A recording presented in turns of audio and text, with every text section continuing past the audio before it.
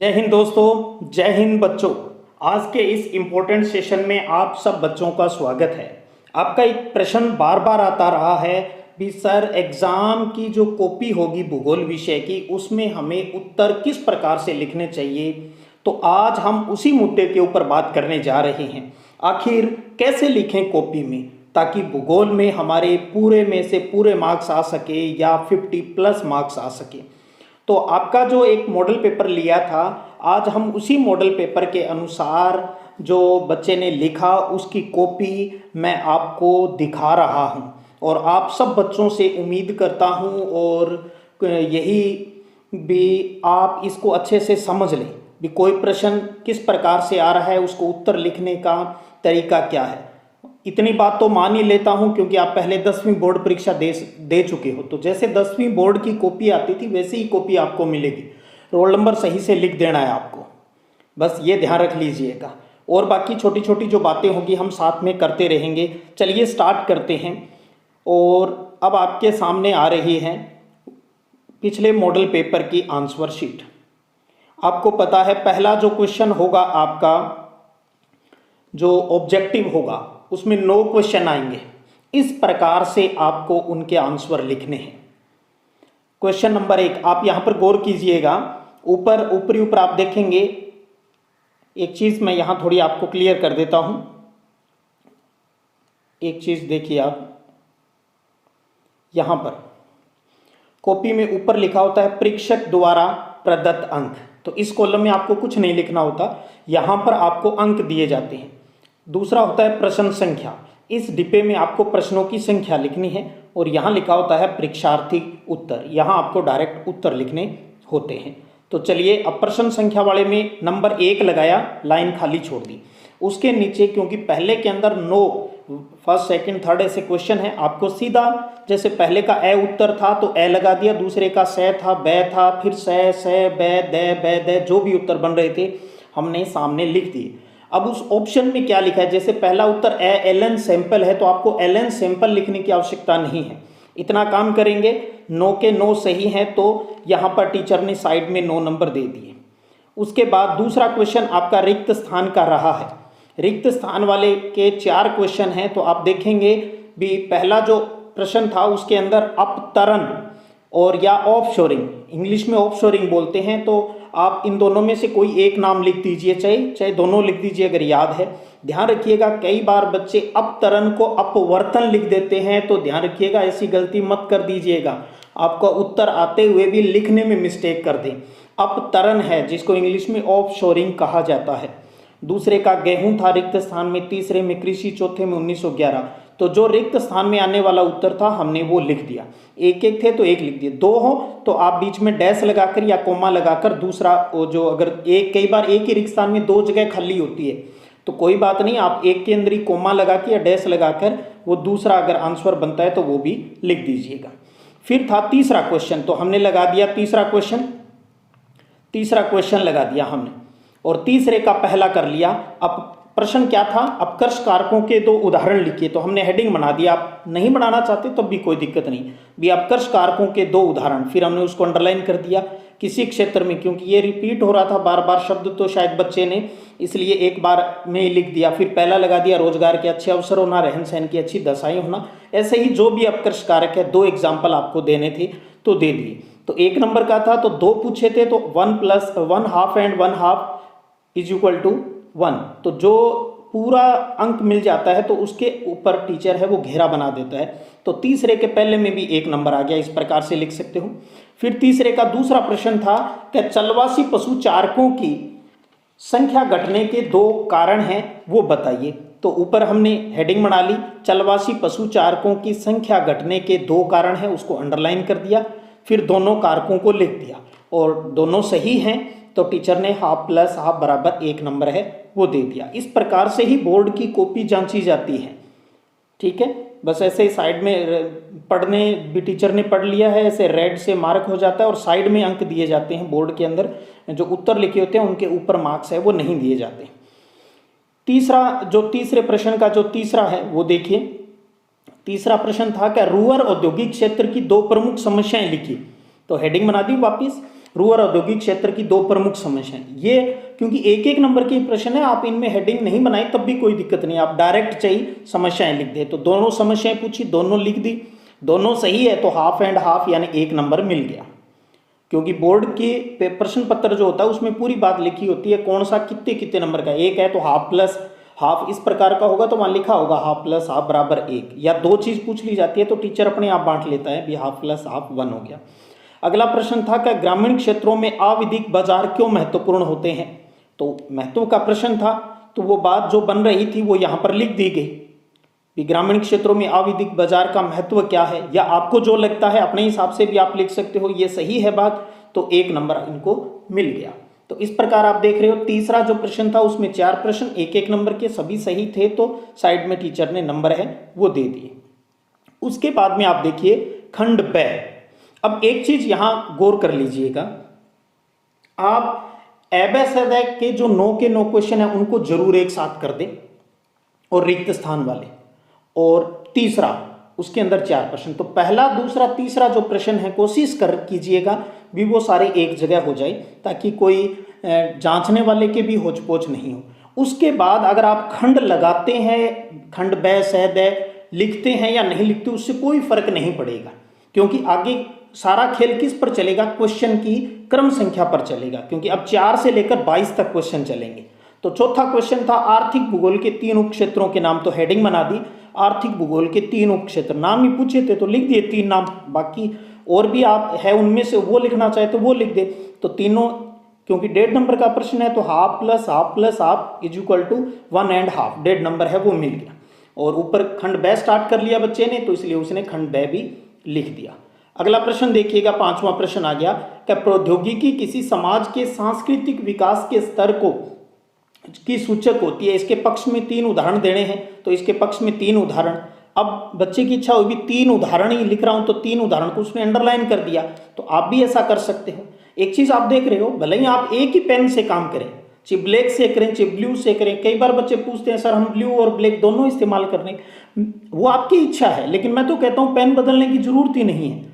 आप टीचर पर प्रभाव जमाना चाहते हैं तो इस प्रकार से प्यारे प्यारे तरीके से उत्तर लिखते जाएं, जो चीज आपको लगता है भी टीचर फोकस करे। आप जो ब्लैक से भी ब्लू करते हुए बीच में ब्लैक यूज करना चाहते हो, इससे बढ़िया ब्लू से लिखने दो, लिखते जाओ और बीच में उसको अंडरलाइन कर दो जो जिस चीज पर आप फोकस दिलाना चाहते हो। तो 3 उदाहरण लिख दिए, 3 पूछे तो half half half is equal to 1 and half हो गया, तीनों सही हैं, बच्चे ने अपने हिसाब से लिख दिया, तो 1.5 नंबर है वो मिल गया। अगला प्रश्न था छठा भी किसी नगरीय संकुल की पहचान के 3 संयोजक बताने थे। तो नगरीय संकुल में 3 संयोजकों में एक का समावेश होता है, तो तीनों जो संयोजक है उनके नाम लिख दिए, 3 ही है तो हाफ हाफ हाफ करके उस प्रकार से सही है तो नंबर मिल गए। इनमें से अगर कोई ये किसी बच्चे का गलत हो जाएगा, तो जैसे सपोज करो पहला पॉइंट किसी का गलत हो जाएगा तो टीचर ऐसे लिख देगा 0 plus half is equal to 1, तो जो हिस्सा गलत होगा उसके नंबर अपने आप ही टीचर है वो काट लेगा। ठीक है, तो ध्यान से समझते चले, आगे भी बड़े प्रश्न कैसे लिखने हैं सब तरह की बातें इसमें आज आप समझ जाएंगे। फिर भी कोई क्वेश्चन आपका हो तो आप बाद में लिख दीजिएगा मुझे कमेंट में, मैं और कोशिश करूंगा। 7वां प्रश्न था कि विश्व स्वास्थ्य संगठन के अनुसार शहर में कौन सी सुविधाएं होनी चाहिए। तो पहले हमने प्रश्न की भाषा ही हेडिंग के रूप में बना ली, फिर जो 3 सुविधाएं होनी चाहिए हमने 4 आपने पढ़ी है तो 3 पूछी है तो 3 हमने लिख दी, तीनों सही हैं तो इसको पूरे में से पूरे मार्क्स है वो दे दिए टीचर ने। उसके बाद प्रश्न था कि नम बस्तियों से प्राप्त 3 लाभ है वो बताइए, तो हेडिंग बना दी पहले नम बस्तियों से प्राप्त 3 लाभ और अंडरलाइन कर दिया, और वहीं नीचे वाली लाइन से लिखना स्टार्ट कर दिया।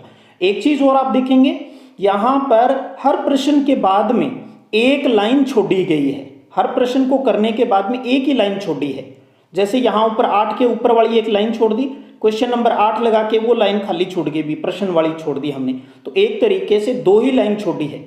तो एक ध्यान रखिएगा, कई बच्चे क्या करते हैं बहुत सारी लाइनें छोड़ते जाते हैं, ऐसा नहीं करना, इससे कोई ज्यादा लाइन छोड़ने से कोई फर्क नहीं पड़ता। हम 1 या 2 लाइन इसलिए छोड़ते हैं ताकि टीचर जब कॉपी जांचे तो अच्छे से उसको क्लियर हो जाए भी यहाँ से बच्चे का नया प्रश्न स्टार्ट हो गया। तो आपको भी यही सलाह दूंगा भी 1 या 2 लाइन आप छोड़ सकते हो। जैसे यहाँ बच्चे ने 1 छोड़ी है और 1 पर प्रश्न नंबर लिखा है, आप चाहें तो 2 लाइन छोड़कर प्रश्न संख्या लिख सकते हैं, वो लाइन खाली छोड़ के फिर उत्तर में आप हेडिंग बनाकर जैसे उसने 3 पॉइंट लिख दिए तो तीनों के उसके पूरे नंबर है वो मिल गए। इसी प्रकार 9वां प्रश्न था भी जनसंख्या परिवर्तन के 3 घटकों के नाम, तो हेडिंग बनाकर अंडरलाइन कर दिया और 3 घटक एक ही लाइन में लिखने की बजाय अलग अलग लाइन में तीनों घटकों के नाम लिख दिए, क्योंकि पूरा कॉन्फिडेंट है स्टूडेंट तो लिख दिए। तो कितना देखिए, अब देखने से कितना प्यारा उत्तर लग रहा है। बस यही चीज होनी चाहिए आपकी कॉपी में। पूरा सही है तो उसको पूरे मार्क्स है वो मिल गए। जन्म या जन्म दर भी लिख दो, मृत्यु दर भी लिख सकते हो। अगला प्रश्न था 10वां, ग्रामीण से नगरीय प्रवास के 2 पर्यावरणीय परिणाम। तो पहले हेडिंग बना दी, ग्रामीण से नगरीय प्रवास के 2 पर्यावरणीय परिणाम, उसको अंडरलाइन कर दिया। फिर 1 नंबर और 2 नंबर में उसका आंसर है बच्चे ने अपनी भाषा के अंदर लिख दिया। तो 2 चीज है, टोटल 1.5 नंबर का प्रश्न है, तो यानी 3.5 करके तो 1.5 यानी 1.5 नंबर हो गया। तो इस तरीके से आप प्रश्नों की हेडिंग बनाएंगे और इस प्रकार से लिखते जाएंगे। इसी प्रकार और भी कई तरीके आपको समझ में आते चलेंगे जैसे जैसे आप पूरी कॉपी को अच्छे से समझेंगे। 11वां प्रश्न था कि स्वतंत्रता प्राप्ति के बाद भारत ने खाद्यान्नों का उत्पादन बढ़ाने के उद्देश्य से कौन से उपाय अपनाए। तो देखिए बच्चे ने क्या किया, प्रश्न की भाषा को हेडिंग बना ली, फिर वो प्रश्न की जो भाषा उसने बनाई है उसमें उपाय को उसने अंडरलाइन किया है। ठीक है, अभी वो चाह रहा होगा उसके दिमाग में अभी उपाय है, भी मैं उपाय लिख रहा हूँ यहाँ पर, तो उसको जो लगे 3 उपाय है वो उसने यहाँ पर लिख दिए। अब टीचर को तीनों सही लगे तो पूरे नंबर है वो यहाँ पर शो हो गए।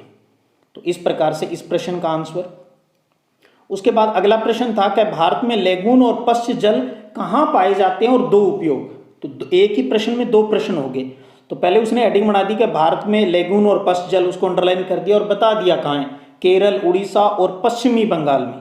अब देखें तो ये पश्चिमी नहीं, यहाँ पश्चिम बंगाल होना चाहिए। अब ध्यान रखिएगा, अब आपकी प्रेजेंटेशन बहुत अच्छे से चल रही है ना, तो टीचर ये पश्चिमी शब्द पे गौर नहीं करेगा। केरल, उड़ीसा और पश्चिमी बंगाल या पश्चिम बंगाल, बात तो एक ही होती है, लेकिन फिर भी थोड़ा सा त्रुटि है तो कोई दिक्कत नहीं। टीचर अब आप कहते हो ना अच्छा लिखने का फायदा कहाँ मिलता है, ऐसे मिल जाता है थोड़ा बहुत। उपयोग 2 पूछ लिए, मछली पालन दोनों लिख दिए। तो अब कहाँ है वो आधे नंबर का हो गया, और 2 उपयोग है वो प्रश्न में पूछे तो वो भी आधा प्लस आधा हो गया। तो इस हिसाब से सारी बात सही है तो पूरे नंबर मिल गए। 11वें के बाद एक लाइन छोड़ी, 12वां प्रश्न संख्या लिख के लाइन खाली छोड़ दी और नीचे वाली लाइन से उत्तर लिखना स्टार्ट कर दिया। तो आराम से आप देख पा रहे हो, जैसे 12वें के बाद 13वां स्टार्ट हो रहा है तो आराम से टीचर को अच्छे से पता चल रहा है भी हाँ नया प्रश्न है वो स्टार्ट हो गया है। अब अगला प्रश्न है कि कोंकण रेलवे पर संक्षिप्त टिप्पणी लिखिए। एक चीज यहां पर आप गौर करेंगे भी प्रश्न क्या है, 1.5 नंबर का है, 1.5। अब कोंकण रेलवे पर तो बहुत सारी बातें आपने पढ़ रखी होगी, 6-7 पॉइंट आपने पढ़ रखे होंगे। अब ऐसे प्रश्नों में आपको डिसीजन करना होता है भी ये कितने नंबर का है, 1.5 नंबर का है, तो आपने जो पढ़ा हुआ है उसकी कोशिश ये करो, अगर आपको सारी बात अच्छे से याद है ना तो उनमें से मेन चीज है वो आंसर में ले आओ। जैसे यहाँ क्या लिखा, कोंकण रेलवे, हेडिंग बना दी, अंडरलाइन कर दिया, नीचे भी निर्माण कब हुआ और कितनी लंबाई है ये लिख दी, और कितनी जल धाराओं को, नदियों, सुरंगों को पार करता है। और एक बहुत प्यारी लाइन भी, रेल मार्ग को अभियांत्रिकी का एक अनूठा चमत्कार माना जाता है भी ये कहाँ से कहाँ है, किन किन स्टेट किन किन को जोड़ती है, और भी बातें आप इससे जुड़ी हुई नोट कर सकते हो। तो बच्चे ने 4 लिख दी, तो अब 1.5 नंबर का है, तो अगर इसमें 3 ही पॉइंट लिखे हुए होते तब भी पूरा मिल जाता, और ऐसे 1 2 3 4 नंबर नहीं लिखाकर सीधा भी लिख दे तब भी कोई दिक्कत नहीं थी, अच्छा था। लेकिन देखिएगा अब टिप्पणी में भी हमने क्या किया, पॉइंट बनाकर अपने हिसाब से लिखा, तो अपने आप टीचर जो देखेगा प्रभावित हो जाएगा भी बच्चे ने समझ कर कितनी अच्छी प्रेजेंटेशन है वो कॉपी के अंदर की है। तो इस प्रकार से आपको लिखना है। यहाँ 4 लिख दिए, अगर 1.5 नंबर का है 3 लिख देता तब भी सही थे अगर पॉइंट बनाकर लिखता, और अगर सीधी बिना पॉइंट लिखता तब भी उसको अगर ये बात सही होती तो 1.5 ही मिलते। लेकिन ये लिखने में देखने वाले को अट्रैक्ट करता है इस प्रकार से बड़े आंसर को, जो हम अपनी तरफ से पॉइंट बनाकर यानी नंबरिंग लगाकर लिख देते हैं। तो उसके बाद फिर एक लाइन छोड़ दी। अब क्योंकि अब देखिए यहाँ पर कॉपी खत्म होगी, 4 ही लाइन बची हुई है, तो अब आपको क्या करना है, जब आपको लग रहा है भी आपका प्रश्न पूरा यहाँ नहीं हो पाएगा 3-4 लाइन में, तब आप क्या करें, आप अगले पेज पर चले जाएं। चाहे तो यहाँ नीचे पीटीओ लिख दें भी, कोई जरूरी नहीं है वैसे। उसके बाद आप देखें अगला प्रश्न, 14वां प्रश्न मैचिंग का प्रश्न था भी नगरों के प्रकार और नगर। अब आपको उत्तर देना है सीधा, 14 नंबर लगाया, खाली छोटी लाइन, नीचे वाली लाइन से भी प्रशासनिक नगर कौन सा है, शैक्षिक पर्यटन नगर कौन सा है, और चेक हो गए, तीनों सही हैं तो 1.5 नंबर आपको मिल गए। अगला प्रश्न था क्या पवन हंस क्या है, बहुत प्यारा प्रश्न है, ये भी कई बार बोर्ड परीक्षा में आया है। पवन हंस क्या है और किन 2 क्षेत्रों में सेवा प्रदान करता है। तो पवन हंस हेडिंग बनाई और बता दिया भी ये एक हेलीकॉप्टर सेवा है, फिर 2 क्षेत्रों के नाम लिख दिए, तो 1.5 नंबर का है तो आधे आधे नंबर की सारी चीज़ें होगी, तो सारी सही है तो पूरे में से पूरे मार्क्स मिल गए। अब आपको अच्छे से क्लियर हो रहा है 15 तक के प्रश्नों की बात करें भी, जहाँ गलती होगी वहाँ अपने आप ही मार्क्स हैं वो कट जाते हैं। अब आता है खंड सह। हालांकि खंड सह क्वेश्चन संख्या 16 से स्टार्ट होता है, आप चाहें तो खंड संख्या सह लिखें, नहीं लिखते तो क्वेश्चन संख्या 16 लगा दी, कोई बात नहीं। एक चीज आपने यहां तक गौर की, बच्चे ने लगातार लिखा है, क्रम से लिखा है। अब यहां एक चीज मैंने एक पहले भी बताई भी, आप कोशिश करें भी पहला दूसरा तीसरा प्रश्न एक जगह कर दें ताकि कोई मिस्टेक नहीं हो, और अगर फिर भी आप अलग करते हैं अलग अलग जगह तो आपको पूरा लिखना पड़ेगा भी तीसरे का ये पहला है या तीसरे का ये दूसरा है, ताकि टीचर समझ जाए। प्रश्नों की संख्या लगाना बहुत जरूरी है। कई बार बोर्ड की कॉपियां जांचते हैं तो लिखे हुए नहीं होते, तो हम उसको बिना जांचे छोड़ सकते हैं, लेकिन फिर भी मेरी तो यही प्रयास रहता है भी चलो ढूंढ लूँ पेपर में कौन सा क्वेश्चन है और उसको नंबर है वो बच्चे को दे ही दें, क्योंकि हर नंबर की जो एंट्री है वो फ्रंट पेज के ऊपर टीचर को करनी होती है। इसलिए एक चीज और सलाह दूं आपको, रिपीट करने की जरूरत नहीं है। कई बार बच्चे क्या करते हैं, एक ही प्रश्न को 2-3 जगह लिखने के चक्कर में रहते हैं ताकि नंबर मिल जाएंगे, लेकिन बता देता हूं पकड़े जाते हैं वो सारी चीजें, क्योंकि जब एक एक प्रश्न की जो केजिंग है वो फर्स्ट पेज पर करनी होती है ना, भी पहले में कितने आए, दूसरे में कितने आए, क्या है, तो वहां अपने आप है वो सारी चीजें पकड़ में आ जाती है। तो आपको ये गोली देने की जरूरत नहीं है एग्जामिनर को। तो खंड से क्वेश्चन संख्या 16, यहां तो बच्चा क्रम से कर रहा है, बस ये ध्यान रखिए जिस क्रम संख्या का प्रश्न करें वो आपको सही लगानी है वहां पर। 16वां प्रश्न में 2 थे, अथवा में आते हैं 16वें में 2 प्रश्न थे, एक किया है। जो आप कर रहे हो उसकी हेडिंग बना दी भी परिवहन और संचार सेवाओं की सार्थकता को स्पष्ट करना है, तो ये थ्योरिकल प्रश्न था। अब आप इस प्रश्न को पढ़ के देखेंगे बच्चे ने अपने हिसाब से उत्तर लिखा है। तो इसमें क्या बताना था भी, परिवहन क्या है ये बता दो, संचार क्या है ये बता दो, इनकी उपयोगिता क्या है, तभी तो आप उसकी सार्थकता सिद्ध कर पाएंगे। तो ये बातें जब बता देंगे, जरूर नहीं भी इस बच्चे ने जो लिखा आप अपने हिसाब से लिख सकते हो, परिवहन क्या है ये बता दो, संचार क्या है, इनकी उपयोगिता लाभ क्या है, वो बातें ऐड कर दो। तो इस बच्चे ने यहाँ पर इसके अंदर सारा साथ में ही मैच किया है भी परिवहन संचार क्या है। अब ये 3 नंबर का प्रश्न है, 3 नंबर का प्रश्न है तो ये थ्योरिकल लिखता जा रहा है यहाँ पर।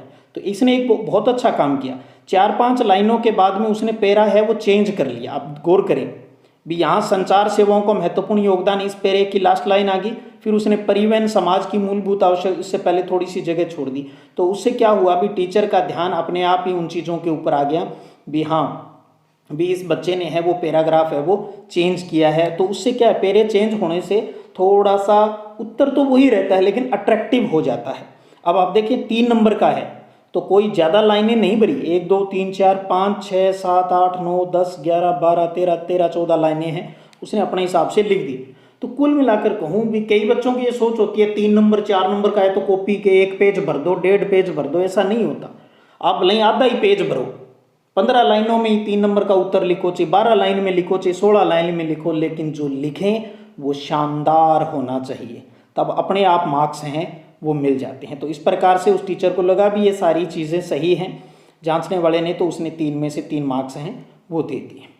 अगला प्रश्न देखिएगा, 17वां जो प्रश्न है, 17वां प्रश्न है, इसके अंदर भी 2 प्रश्न हैं, कोई एक करना है। तो प्रश्न संख्या 17 लगा दी, उत्तर लिखना स्टार्ट कर दिया। उत्तर की भाषा पढ़ते ही जांचने वाले एग्जामिनर को पता चल जाएगा भी ये उसने अथवा में कौन से वाला किया है। भी अधिकतर देशों में उच्च प्रौद्योगिकी उद्योग है वो परिधि क्षेत्रों में विकसित होने के क्यों विकसित होते हैं उसकी व्याख्या करनी है। तो कुल मिलाकर कारण पूछे हैं, तो यहाँ पर उसने कारण लिख के वही अंडरलाइन कर दिया भी निम्नलिखित कारण हैं, भी सारे नहीं करके उसने मेन चीज़ को कर दिया। और पहला पॉइंट लगा दिया भी महानगर के परिधि क्षेत्रों में भविष्य में कारखानों के विस्तार के लिए जमीन की पर्याप्त उपलब्धता रहती है। तो यहाँ भी अपना पॉइंट करके उसने, आप गौर करें, उसने जमीन की पर्याप्त उपलब्धता इतने को अंडरलाइन किया है। दूसरे में सस्ती जमीन उपलब्ध हो जाती है, तीसरे में कम प्रदूषण वाला, चौथे में सस्ते श्रमिक। तो जिस मूल मुद्दे के ऊपर टीचर को अट्रैक्ट करना चाहता है उसको उसने अंडरलाइन भी कर दिया। तो इस प्रकार से उसने ये 4, 5 और 6 पॉइंटों के अंदर अपने इस प्रश्न को है वो उसने लिख दिया। तो अब 3 नंबर का था तो ये आपका है भी, आप कम से कम 3-4 पॉइंट बनाकर लिखते हो। तो अगर आपको पता है भी इसके मैं 6 पॉइंट लिख सकता हूँ तो 6 कर दो, ताकि टीचर को अच्छा लगेगा भी चलो हाफ एंड हाफ करते करते भी 3 नंबर है वो बच्चे को दे दें। सीधा थ्योरिकल लिखोगे, इससे थोड़ा बहुत कम ज़्यादा हो जाए उससे कोई फर्क नहीं पड़ता। जहां आपको ये नहीं दिया जाए भी 5 पॉइंट लिखो, 4 लिखो, 6 लिखो, तो वहां आपकी अपनी मर्जी होती है। और तब टीचर आपके उत्तर को अच्छे से पढ़कर उसका वजन देखेगा। मतलब वजन का मतलब ये है भी जो उसने बात लिखी वो कितनी सटीक और अच्छी बात उसने उत्तर में लिखी है। तब अगर आपका 1-2 पॉइंट कम भी होंगे तब भी आपको पूरे मार्क्स हैं वो मिलेंगे। यूँ नहीं है भी इतने पॉइंट 6 इसने लिखे हैं तो 6 ही अपने लिखे, तभी 4 लिखोगे तब भी आपको मिल सकते हैं, बस आपकी भाषा शैली प्यारी हो। अगला प्रश्न 18वां, इसमें भी 2 प्रश्न है। एक किया है वर्षा जल संग्रहण या संरक्षण के लाभ पूछे हैं, तो पहले बना दिया वर्षा जल संरक्षण के लाभ। अब प्रश्न में ये नहीं दिया है कितने लिखने हैं, तो आपकी मर्जी है आप कितने लिखें। तो यहाँ जैसे 1.5 प्लस 3 नंबर का प्रश्न है तो 5 लिख दिए, आप चाहे 3 लिख दो, 4 लिख दो, 5 जब कुछ भी नहीं लिखा तो इस प्रकार से हेडिंग बनाकर पॉइंट बनाकर आप और उनके उत्तर है वो लिख दीजिए। साथ में एक चीज़ और पूछ रखी है इसमें भी, वर्षा जल संग्रहण की प्रचलित विधियां कौन सी है, तो फिर हेडिंग बना लो। फिर आपने टांका के बारे में पढ़ा है, आप राजस्थान के हो तो टांके के बारे में जानते हो तो वो लिख दें। अब यहाँ पर पेज पूरा हो गया लेकिन उत्तर है वो इस 18वें प्रश्न का चल रहा है। तो देखिए गौर कीजिए, नीचे बच्चे ने क्या लिखा, पीटीओ लिख दिया, प्लीज टर्न ओवर, यानी पेज पलटी। इसका मतलब ये हो गया भी मेरा उत्तर आगे भी चल रहा है, मेरा उत्तर आगे भी चल रहा है। पीटीओ लिखने की आवश्यकता तब होती है मेन अपने को जब आपका आधा उत्तर यहाँ रह गया और आधा उधर रह गया, ताकि टीचर इतने को देख के मार्क्स नहीं देते। तो यहाँ पीटीओ लिख दिया। ये भी नहीं है आप भूल गए नहीं लिखा तो कोई पहाड़ नहीं टूटेगा, टीचर पेज पलट के देखता ही देखता है भी आगे उत्तर और भी है क्या। तो पहली एक विधि हमने पॉइंट बनाकर लिख दी बच्चे ने यहाँ, और दूसरा यहाँ पर उसने तालाब और झील के बारे में थोड़ा लिख दिया, अन्य विधियों का भी जिक्र कर दिया। तो अन्य विधियों में आपको पता है डायग्राम के ऊपर जो जो नाम लिखे हुए उसने पॉइंट बनाकर यहाँ पर लिख दिया। तो देखिए कितनी सारगर्भित बात है अपने तरीके से अपनी भाषा में। आप इन उत्तरों को पढ़ कर देखेंगे तो पता चलेगा भी बहुत ज़्यादा जगह बच्चे ने अपनी भाषा का इस्तेमाल है वो सरल भाषा में किया है। तो इस प्रकार से 18 प्रश्न हो गए। अब देखिए क्या किया है, खंड द आ गया। उससे पहले ऊपर वाली लाइन में खंड लिख रहा था, फिर उसको लगा भी यहाँ नहीं लिखना है तो उसने हल्का सा काट दिया। ज़्यादा कुछ नहीं करना है, कोई गलती हो जाए तो हल्का सा 2 बार पेन चला दो बस, कोई ज़्यादा नहीं। फिर उसने खंड द लिख दिया। 19वें प्रश्न में भी 2 थे, अब 4 नंबर का है तो उत्तर वो 4 नंबर वाले हिसाब से लिख रहा है। जनसंख्या वितरण को प्रभावित करने वाले भौगोलिक कारक अंडरलाइन कर दिया, सीधी लाइन खींचे, घुमावदार करें, 2 लाइन खींची, वो आपकी इच्छा है। अब क्योंकि समापन की तरफ है तो पहला पॉइंट उसने जल की उपलब्धता का बहुत अच्छे से अपना उत्तर लिख दिया भी लोग उन क्षेत्रों में अधिक रहना पसंद करते हैं जहाँ जल आसानी से उपलब्ध हो जाता है, नदी घाटियों में ज़्यादा है। ये प्रश्न चाहे इंडिया के संदर्भ में आ जाए चाहे वर्ल्ड के संदर्भ में आंसर यही रहेगा। तो अपने तरीके से उसने जो भी अपने नोट्स में थे वो चीज़ें हैं और प्लस कुछ अपनी तरफ से भी ऐड करके 1 पॉइंट कर दिया। जल की उपलब्धता 4 पूछा है, सही है तो 1 मिल जाएगा। जैसे आप ऊपर देखें 1 + 1 + 1 यानी 4 नंबर मिल गए, तो इसका मतलब इसका सारा लिखा हुआ सही है। फिर भू आकृति के बारे में इसने अपने हिसाब से काफ़ी चीज़ें यहाँ पर लिखी है भी, समतल भूमि और पर्वतीय जो भूमि है उनको लेकर यहाँ अपनी बात लिख दी। और अब जरूर नहीं भी इसने 5-6 लाइन भरी है तो आप ही भरें, आप भले 3 लाइन में अपनी बात पूरी कर दें। और फिर उसने पीटीओ लिख दिया क्योंकि इस पेज पर उसका पेपर पूरा नहीं हो रहा है, अगले पेज पर जाना होगा। फिर उसने तीसरा पॉइंट चला दिया जलवायु, और यहाँ पर आप गौर करें कई जगह इसने है ना, जैसे अब यहाँ भूमध्य सागरीय प्रदेश को भी बच्चे ने अंडरलाइन किया है, ऊपर वाले दोनों पॉइंटों में भी कई जगह उसने अंडरलाइन किया है, कोई एग्जाम्पल दिया है। तो इसका मतलब बच्चा टीचर को ये दिखाना चाहता है कि मैंने अपनी बात उदाहरण के माध्यम से समझाई है सर, आप गौर कीजिएगा।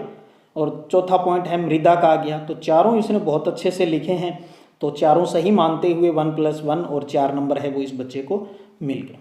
इसी प्रकार 20वां क्वेश्चन 19वें के बाद फिर वही 1 लाइन छोड़कर अगले में लिखकर आप 2 छोड़ दें 1 छोड़ दें, वो आपकी मर्जी है। 20वां क्वेश्चन आ गया भी भारत में उद्योगों की स्थिति को प्रभावित करने वाले कारक, वही हेडिंग बना दी, पॉइंट लगा दिया। नंबर 1 कच्चा माल, उससे संबंधित जो बातें लिखनी थी वो बच्चे ने यहाँ पर लिख दी। फिर उसने दूसरा पॉइंट लिया शक्ति के साधन, अब यहाँ पर उसने 2-2.5 लाइन में अपनी बात लिख दी। फिर तीसरा पॉइंट लिया उसने बाजार के बारे में बताना चाह रहा है, तो बाजार से संबंधित जो बातें हैं वो उसने यहाँ पर लिख दी। भी कैसे कितनी बातें लिखनी है आप पढ़िएगा, क्योंकि मैं पढ़ूंगा तो आपका क्योंकि हो सकता है कई बच्चों को उत्तर की ज़रूरत नहीं हो, लिखने की शैली का पता हो, इसलिए मैं उत्तर पढ़कर आपको नहीं सुना रहा हूँ। आपको चाहिए तो आप वीडियो पॉज कर करके रोक सकते हो, और टेलीग्राम चैनल पर मैं इसको शेयर भी कर दूंगा। फिर क्योंकि पेज पूरा हो गया उत्तर पूरा नहीं हुआ तो बच्चे ने पीटीओ लिख दिया। तो अब अगले पेज के ऊपर ये तो इमेज है इसलिए थोड़ी आपको रंगीन, और क्योंकि रंगीन किया है ताकि क्लियर हो जाए, आपको समझना आसान हो जाए, इसलिए। वरना तो आपको पता है आपके जो वाइट पेज की कॉपी होगी और उस पर ग्रीन या रेड, ग्रीन कलर से वो लाइनें हैं या ब्लू कलर की लाइनें हैं वो खींची हुई होती हैं। डिज़ाइनिंग यही रहती है बोर्ड की कॉपी की। चौथा पॉइंट, उसने कुशल श्रमिक के बारे में एग्जाम्पल भी दिया है उसने, लुधियाना होजरी को लेकर अपने हिसाब से। तो इस प्रकार से बच्चे ने 1 से 20 जो थ्योरिकल क्वेश्चन थे वो पूरे हो गए। लास्ट में आपको क्या लिखना है, समाप्त लिखना है भी, हाँ क्लियर हो जाए भी यहाँ पर आपका लेखन का काम कंप्लीट हो गया है। फिर आपको अपने रोल नंबर लिख देने हैं। अब आपकी पूरी कॉपी, अभी 2 प्रश्न और पड़े हैं, गौर कीजिएगा मानचित्र का, क्योंकि बच्चे ने अब ये पेज खत्म हो गया तो अगले पेज के साथ अटैच करेगा, तो वो इसके जस्ट बाद। लेकिन यहाँ पहले इस कॉपी के जो 56 नंबर बन गए सारे सही हैं, तो 56 में से 56 मिल गए। तो ध्यान रखिएगा ज्योग्राफी में भी पूरे में से पूरे मार्क्स आते हैं।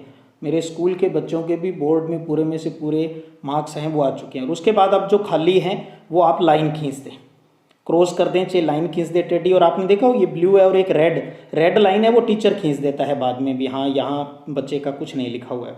उसके बाद में मानचित्र का प्रश्न था, विश्व मानचित्र पर अमेरिका, ब्राज़ील, नाइजीरिया और भारत को शो करने थे। तो जहाँ पर संभावित जगह है वहाँ पर उन जगहों के नाम लिख दिए और टीचर ने जांच कर उनके नंबर हैं वो यहाँ पर शो कर दिए इस मानचित्र में। इसी प्रकार एक इंडिया मानचित्र का प्रश्न है। इंडिया मानचित्र में आपको मानचित्र जो मिलेंगे ना आपको, क्योंकि पेपर के साथ ही होंगे, अटैच ही करना है, उसके ऊपर रोल नंबर के लिए कॉलम होते हैं, तो वहाँ आपको अपने रोल नंबर हैं वो लिख देने हैं। इसमें जयपुर, इंदौर, भुवनेश्वर और भद्रावती पूछे थे, तो संभावित जगह पर करके और वहीं उस जगह का नाम लिख दिया, तो चारों लोकेशन सही हैं, तो 2 में से 2 नंबर आपको मिल गए। अब कॉपी के जितने भी पेज हैं वो लास्ट में अब बच जाते हैं।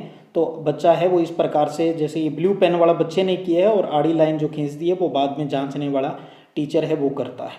तो इस प्रकार से आपको बोर्ड के अंदर लिखना है। ये भूगोल की मॉडल कॉपी है जो बच्चे ने लिखा है। एक चीज़ आपको बताऊं, ये वो पेपर है जो मैंने बताया था प्री बोर्ड 3।